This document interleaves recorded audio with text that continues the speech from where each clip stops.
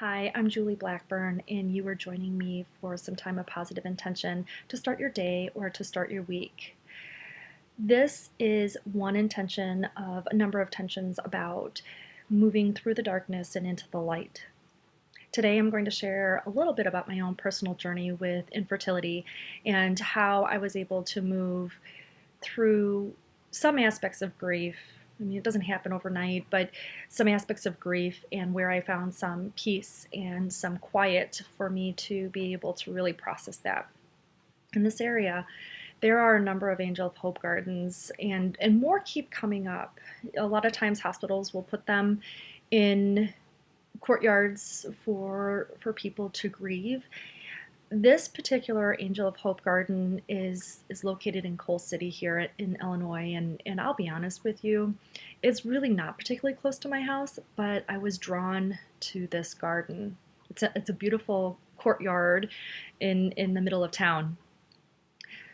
So I went out there and I did a lot of art. Actually, I'm an art therapist, and so it's very natural for me to do drawing journals. And I went out there and sat with my thoughts and my heart, and it was a very emotional time while I sat there and pondered my grief. I sat and I drew the angel, and I was very connected to her.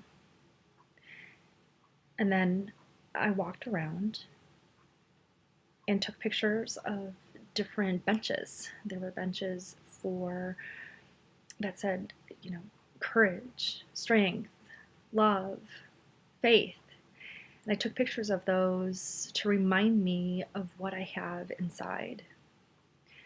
I went to some of the bricks and I took chalk pastels and I took paper, I laid the paper down and I did rubbings to capture the names of those children, those babies that are no longer here with us. Some of them had specific names, and they were older children. Others were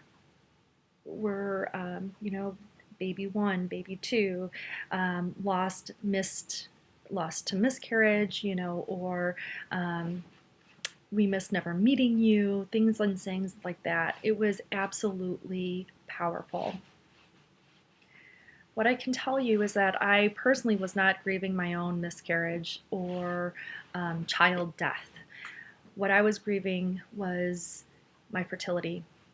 I had known about three follicles through this process, and I was grieving those 3 follicles. And when I knew that pursuing treatment wasn't an option for me any longer, it was something that I needed to come to terms with, as well as begin to move through that pain. Find some time, find a place that you can have quiet around you so that you can really focus on the conversation that's going on inside your mind and inside your heart. Start connecting those two, and I will tell you that eventually you too will see some light after that dark. If you like this episode, please hit like.